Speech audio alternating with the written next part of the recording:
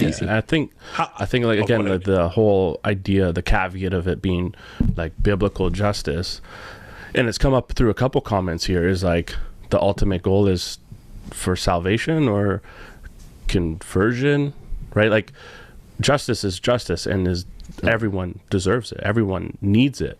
And I think once you put that goal as, I'm going to care for you so that you believe what I believe is important for me, for you, that's where it goes off the rails, and you start finding all kinds of different ideas and camps that start off of that. It's like, just what is made like plain justice to all. Jesus treated the religious other just plainly. It was just justice. You need health, you need opportunity, you need restoration, whatever it looks like, you're going to get justice today. And there's no camp and no prayer service after this. Just go and be well. I just wanted to ask, especially after O'Shea's, what he just said was, not to discredit you, Calvin, what you said was great, but how do we mind the gap? You know what I mean? Like, Stefan started this whole segment by saying the two different definitions of social justice versus biblical justice. One talking about decentralizing or breaking down these social constructs so that there's equality, versus the restoration aspect of biblical justice.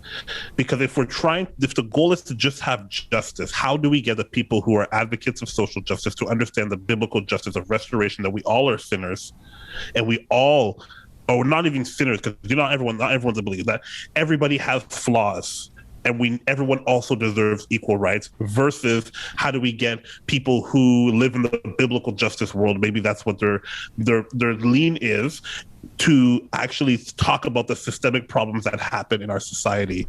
The reason why I ask this is because I don't know about the States, maybe Jason can talk to it, but in Canada, I don't necessarily see Christian, or even our denomination, Pentecostal for most of us, Pentecostal denomination, talking about social constructs and social issues that are systemic in their systematic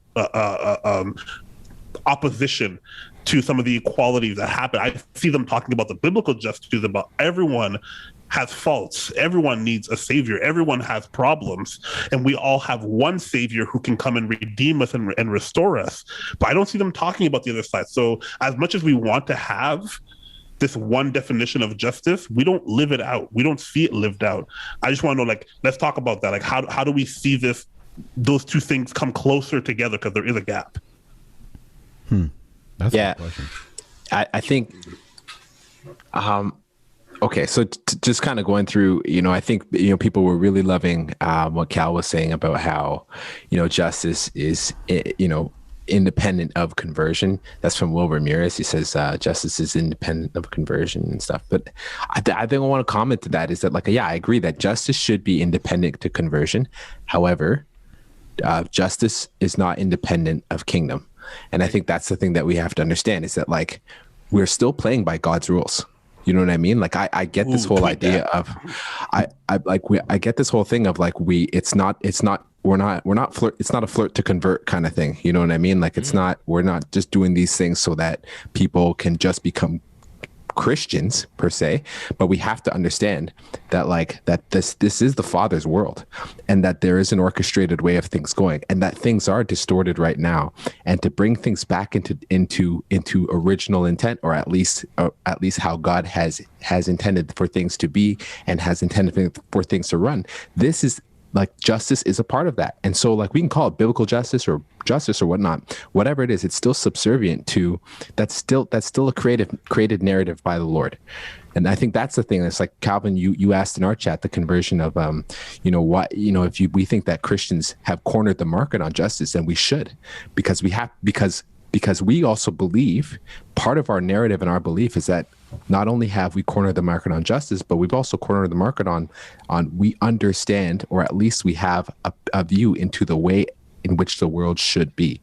And I think that's a core belief as a Christian. I mean, people can disagree with me if you want, but yeah.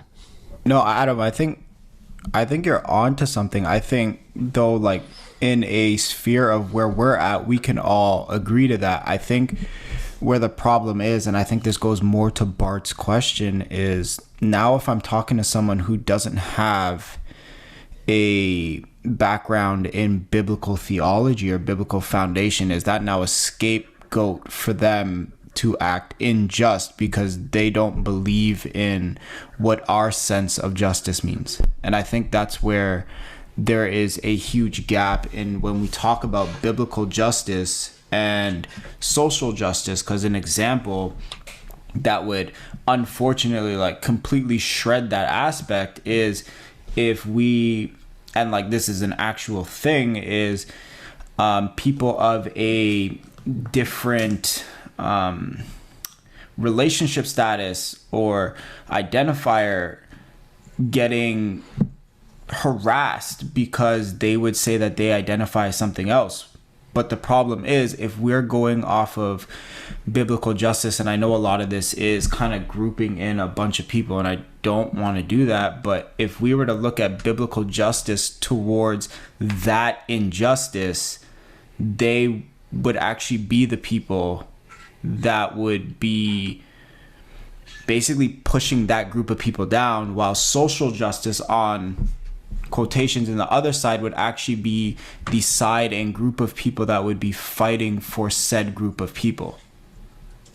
And that's where it's really tough and really sticky, where we can have the mindset of, yes, we understand that justice is under the sovereignty of God, but now how do we actively live that out, even if someone quote unquote opposes what our lifestyle is? How do we make that sense of justice tasteful to people who may not believe the same thing that we believe? Hey, thanks for checking out these House of Common clips. To access the entire conversation, click the link in the description below. We are live on YouTube every Tuesday night at 10 o'clock, so make sure to tune in and be a part of the conversation. If you want to know how to do that, make sure to like this video and click the little bell there to get the notification so you can be right there on time. My name is Chris Chase, and this has been the House of Common Show.